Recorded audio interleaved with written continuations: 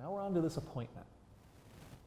Now the appointment again can look a few different ways. It can look like this consult, it can look like a go show. And something I didn't mention in the previous video is it could be a phone consult, a phone conversation with someone. Maybe they're an out of town lead. Let's unpack all of these. A consult is one of the most powerful appointments you can have. This is meeting someone at your office or at a coffee shop or some public space to sit down, learn their story, talk about their motivation, answer any hesitations they have, go through some disclosures, some process information to let them know what to expect, and then the agency representation paperwork, at which point they hopefully see enough value in you from the conversation to sign off right then and there and agree to be your client.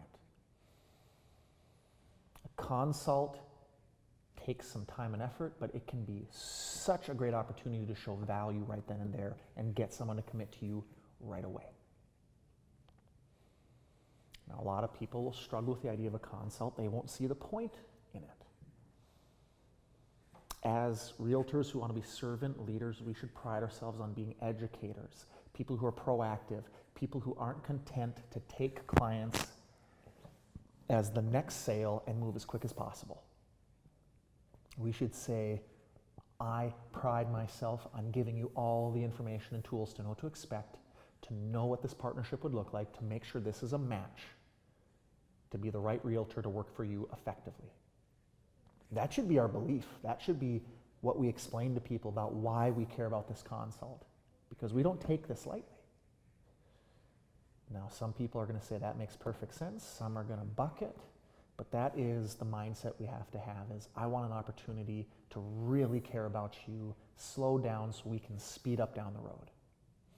I am not okay with working with people and not educating them and having them be blindsided by something I could have explained to them proactively before time, ahead of time. That's the power of a consult. If that's what you believe, if that's what you're all about, I am confident that that translates. People pick up on how much you take this seriously, how much you care, and the walls can come down in a lot of cases. So what are the moving parts of a consult? What are the components of a consult? Well, obviously that introduction is part of it, offering the opportunity to learn their story a little bit, to learn their motivation, to find out what you can offer as value, a little surface level bit there, as well as offering the chance for them to get pre-approved before you meet. But now it's time for the actual appointment. You sit down, you have a little bit to go off of from the introduction, but really the first part of this is practicing forward connecting. This is sitting across from someone and this is doing forward, 3 deep, tell me more, and actively listening to them. Learn about them.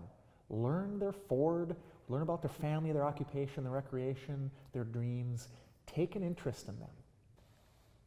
So we learn about them, we hopefully share some laughs, and again, sharing laughter is one of the most powerful things you can do. If you can find something to laugh about together, oh my gosh, the comfort level just goes up. From learning about them, you can seamlessly segue into the question of, so what brings you out today? Why are you looking to make a purchase? Why are you looking to buy? Tell me about what's motivating you. Now just listen. Use tell me more. Take an interest in what they say. Make sure you truly understand as best you can what's motivating them. Naming the motivation and potentially the pain point, that is so powerful in the name of making sure people feel heard and understood. So, we talk about their motivation, what's driving this. We should always wrap that up by repeating it back to them. Again, they feel like you're a mind reader if you repeat back everything they've told you in a summarized version. Now they feel like there's this amazing person across from them who gets it. They are open to what you have to say next. The next step then is, well, tell me more about what you want in a house. I've gotten your motivation. That might have answered a few questions about what you're looking for. Now tell me more about the criteria. This is now defining the dream home, what they want. This is asking about bedroom, bathroom, garage stall count, the style, the location, the price range. Here's where you could ask about what the pre-approval process outcome is. If you brought it up earlier in the introduction. Ask about any must-haves versus strong wants, which is a crucial list to create. What's a strong want? It doesn't have to happen versus a must. There is no negotiating. This must be part of the house. Use tell me more. They may say vague things like they want more light. Well, tell me more about that. What does that mean for you? Let's not assume. They might just mean brighter paint versus you assuming they just want a lot of windows. Let's use tell me more in this part too. Let's try and get a comprehensive list of what they want in the house. Now, not too nitpicky, right? You got to coach them on things like that. Hey, there's some things that you may really want or say is a must-have that could be easily fixed or added that doesn't cost too much. So let's not go too overboard here, but let's make sure we ask the right questions, get a pretty good snapshot of what they want. And again, writing that down and repeating it back to them is a powerful mechanism. Taking notes shows you care, you're engaged, and you're taking this seriously. So take notes, especially of that home criteria. Now you get this home criteria, and of course you offer that with this, I can set up an automated search for you through the multiple listings service, a standard practice. That automated search is a great tool where we can look at properties together, find ones that are checking your boxes, and of course I'm able to get you into those. How does that sound to you? Right then and there, offering that quick feature is an opportunity for them to buy in to you even a little bit. It's a small commitment they can make to you to say they're okay with you setting up the search based on the criteria you proactively sought to learn. So you've got that figured out. Now we're on to the next phase here. Name the hesitations with them. People are going to show up and they're going to be an open book willing to work with you. People are going to show up with hesitations and reservations. So let's own it. Let's name it right then and there. So you found this out. Now you say, okay, well, we're meeting here. One thing I want to ask you is, do you have any reservations or hesitations about this process? Is there anything about working with me as a realtor that would make you pull back? Where do you stand right now about working with a realtor? Tell me everything. Embrace that full on and just say, where do you stand? Where are your concerns? Where are your hesitations, reservations? Tell me everything. How can I answer these for you or understand where you're coming from? This is your best shot for people to just put the cards on the table and tell you any issues they have. They might have had a bad experience with a past realtor. They might not know where to start with this whole process, and it just feels overwhelming to them as first-time home buyers. They may be concerned about compensation. They may be concerned that there isn't the right home out there for them. Anything they can share with you about hesitations is a chance for you to show value by addressing that head on. I love consults. So many people struggle with them, but a consult is such a powerful way to start a relationship off on the right foot. So if you answer the hesitations effectively, if you embrace them, more often than not, people feel comfortable because you're just getting to the nitty-gritty important stuff. And now you say, what I'd like to do with you is I'd like to go through some paperwork with you. Typically in most markets, we have some disclosures, some information we must share with them. And you say, by sharing this with you, I might answer some questions you already have. And at a minimum, I want to make sure I educate you about things that maybe you remember, maybe you've gotten a little rusty about, but I want to make sure I give clear expectations about this whole process and what working together could look like and will look like. So with your permission, I'd like to go over these disclosures with you with these documents. By committing to these, and by that I mean signing these, that doesn't mean you're committing to working with me. It often means I've just made this information aware to you. Again, it can be very valuable information that's worth knowing in the first place. With your permission, can I go through these with you? If we've done the previous steps effectively, it is rare for them to not give us permission to do this part. Now we cover a portion of our paperwork, these disclosures, these bits we must share with them. And now from that point on, you say, I've had an amazing conversation with you. I feel like I understand what you need. I would love the opportunity to represent you. These next X number of pages are the official agency representation documents. I would love to go through these with you, and by going through them with you, I might answer some questions you have about what working together would look like, things like compensation, things like timeline, any expenses. I want to make sure those are all named clear as day for you right here, and then it's up to you if you want to commit to working together today. What would you prefer? Again, if you've done all these steps right, you have someone who sees the value in you because you're interested and care about them. They're almost always going to say, yeah, let's go through it. Now, your paperwork looks different than my paperwork, looks different than the next person's paperwork, but you should make sure you highlight the timing of how long your relationship could last. If you're a great realtor, you should be honoring any cancellation requests they might have down the road. If you're not doing a great job and they request to cancel, you shouldn't have some retainer for your hourly rate, in my opinion. If you're not doing your job right, you should honor their cancellation request and just get it done. Barring them doing something sneaky to you, right? We'll cover that a little bit later. But my goodness, if they want to cancel, don't refuse and have them spread bad words about you and your brokerage to the people they know. Just honor that. So you cover the timeline knowing they could cancel whenever. That's my personal belief. You cover the obligations you'd have to each other, what working together would look like. You'd cover your fiduciary responsibilities, what you owe them by officially representing them and why that matters versus not representing them officially. You cover compensation. And now traditionally, the buy side, the compensation is paid for by the sellers. Now that might vary depending on your market. At the end of the day, clarity, transparency is crucial. Explain that situation. Explain exceptions to the rule. I pride myself in explaining that for sale by owners could be the exception to the rule of a listing paying my compensation. I don't know where a for sale by owner stands. My policy is that if you want to see a for sale by owner home, I'll call that homeowner up right away and see where they stand on working with a realtor like myself and their willingness to pay my compensation. And we'll cross that bridge as we come to it. You very well might have to pay my compensation if it's the right house for you and you want me to represent you. That's all case by case. We'll figure it out if we come to it. We move on, we make sure we have, for every paragraph, we should have a summary of what the heart of that paragraph is saying. We should be able to articulate that paragraph as best we can to make sure we explain this to people versus just reading it to them like word for word verbatim.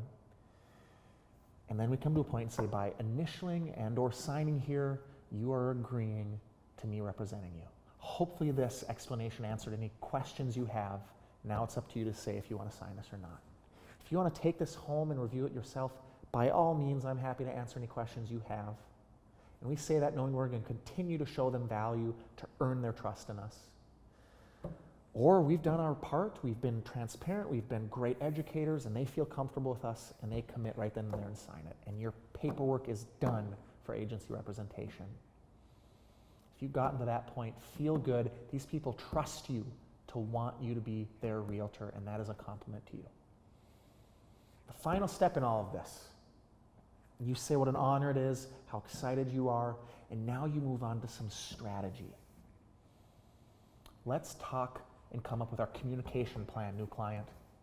I want to know how we can best work together. Tell me about how you'd prefer I communicate with you. Is it phone call, text, email? And what is our standard we want to establish for how often we should talk at a minimum? How many times per week do you want me to be reaching out to you as a baseline? Have them pick this. And here's a tip. Whatever they say, if they say once a week, you should aspire to go above and beyond and do twice a week. Because sometimes people come up with a number and that's okay, what they say. Let's always try and go above that standard. So if they say 1, do 2. If they say 2, do 3. Until they blatantly tell you, hey, look, you really don't have to talk to me this many times. We said 2, do 2.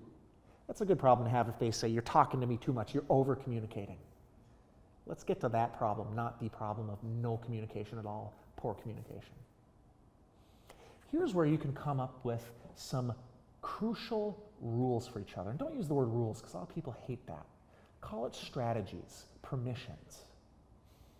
Here's where you could get the point across to say, oh, and by the way, client, with your permission, the way I've worked my schedule out, I'm unavailable between 8:30 and 9:30. I'm unreachable to make sure I get some things done to keep my head on straight, to stay organized so I'm the best version of myself for you. With your permission, is it okay that I'm unavailable 8:30 to 9:30, Monday, Wednesday, Friday, Monday through Friday, whatever it is? Get their buy-in right there. Make them aware of that and get their permission. I would believe that 95% of people are reasonable and have no issue with that. Now what have we done? We've protected some of our power hours, our time to do some lead gen and lead follow-up. Get permission from those people to be able to do those things we have to do to be successful agents. Now throw it to them and say, is there any rules you'd want to create for us to work together effectively? Anything that's important to you? One you could throw out there is, do I have your permission to not sugarcoat things? Do you want me to shoot it straight with you and be blunt and honest with you? Just about everyone's going to say, yes, be honest with me. I give you permission to be brutally honest. Okay, do you give me permission to tell you that an offer is unrealistic, that your search criteria is not realistic? Are you okay with me telling you those things? They give you a yes, write those things down. Say, I'm going to write this stuff down and make sure I can refer back to it to make sure I treat you the way you want to be treated. I want to honor the platinum rule to treat you the way you want to be treated. You come up with this communication strategy, how they want to be treated uniquely. Now you say, it's an honor for you to want to commit to me. I can't wait for us to really start working together. I'm going to go get the search set up and we will be in touch soon. And now you set up the search, and now you update your CRM with your notes. You set up the task for when you're going to get in touch with them next, and you're off and running representing that client. Now let's say that's the perfect world. There's going to be some cases where they just don't feel comfortable committing to you for whatever reason. Seek to understand where their hesitation lies. See if there's any way you can give them information to help give clarity to those hesitations. And then when you part, without them signing off and agreeing to be a client of yours, again, have a plan. Update the notes in your CRM. Create a task. Make a point to proactively stay on top of that person or persons and show them value. Keep showing that you're thinking of them, that you're proactive, that you take this seriously, and work to earn their trust with a proactive, regularly scheduled plan of contact to continue to try and address their hesitations, whatever they may be. Anytime someone doesn't show up to an appointment or doesn't commit to being your client, always have your follow-up plan ready to put them into that plan and continue to show them value and hopefully earn their trust to have them commit to you later. That is a consult in a nutshell. We spent a lot of time on that. We're going to have to do another video here because I really got going there in the nitty-gritty. We're going to have another video to talk about the go show and phone consult, something you're definitely going to run across. But if you can master and justify a consult and deliver it, my goodness, you can get some really great clients committed to you right then and there. So some of your homework here. If you haven't been doing it, make sure you get all of the agency paperwork you would need, those disclosures, the actual agency agreement documents. Start studying it. Make sure you can explain what every definition is saying. Sit down with a realtor more experienced than you. Practice explaining this stuff. Get comfortable with the paperwork. When you're comfortable with it, you can explain it better, and that confidence translates. Practice, practice, practice that. You're going to get all the other practice for the forward, tell me more, going 3 deep.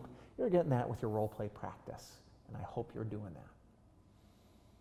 We'll see you in the next video to cover the other types of appointments.